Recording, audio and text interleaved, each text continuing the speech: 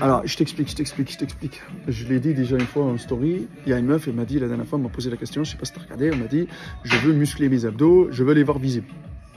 Je lui ai dit que si t'as pas une diète structurée pour que les abdos soient visibles, c'est mort. Tu peux faire des abdos matin, midi et soir.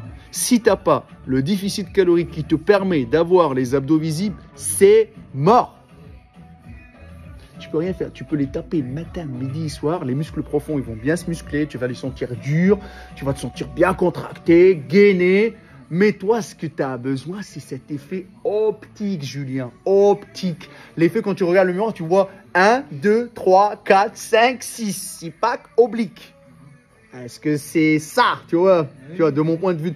Mais sauf que cela, il vient du déficit, le ventre qui se plaque, la peau qui devient plus fine, mais ça devient d'où? Ça vient de ton assiette.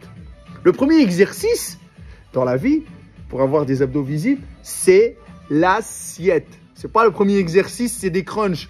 Il n'y a pas un meilleur exercice pour les abdos. Tous les exercices, c'est travailler tous les angles. Tu peux faire des relevés de jambes, tu peux faire du gainage.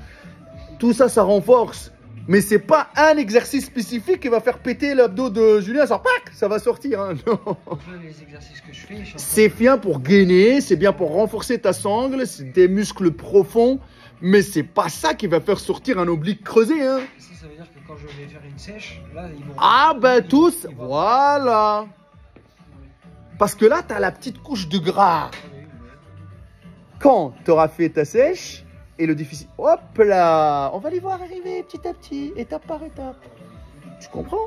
Mais sauf qu'aujourd'hui, tu n'as pas assez de maturité musculaire, tu n'as pas assez de volume musculaire pour vouloir entamer une sèche. Parce que si moi, je vais te faire balancer en sèche, ce qui va se passer, suivant ton corps qui n'est pas encore assez mature, il est fragile parce que ça fait que même pas 2-3 mois que tu tires, tu me suis ou pas? Ce qui va se passer, c'est qu'il y a des risques que tu perds le peu de volume parce que, regarde, tu es là, tu as fait comme ça. Tu es en train d'entamer la prise de masse. Le corps, il commence à assimiler que tu pars dans la prise de masse. Qu'après, tu lui dis, oh, change, mets le clignotant à gauche. Hein.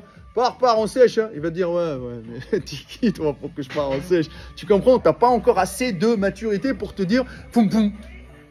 Les mecs, là, tu sais que tu vois sur Internet ou machin, ou ci ou ça. Je reviens sur l'exemple.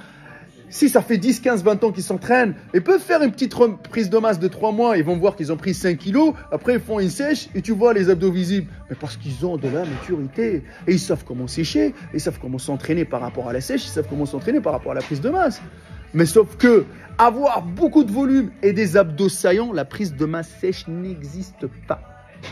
Sèche ou prise de masse? Prise de masse propre, ça veut dire quoi? C'est là que ce que tu es en train de faire là, prendre le maximum possible de masse musculaire sans pouvoir avoir un bide énorme qui avance. Pour qu'après, tu auras beaucoup plus de facilité à sécher. Donc là, tu travailles, tu sens que tu es gainé, tu as des abdos solides. Le moment où tu vas sécher, tu vas voir, tu vas les voir un peu plus visibles, tu vas les voir. À ce moment-là, tu savoureras le moment de les voir visibles parce que tu es sec. Sinon, le terme sèche et prise de masse n'existera pas. Hein. Donc, on ira tous à la salle, on deviendra tous secs, veineux, énormes. Mais il n'y aura même plus mon métier à ce jour-là. Si tout le monde dira, tu sais, il tape dedans, ben c'est fini. Hein.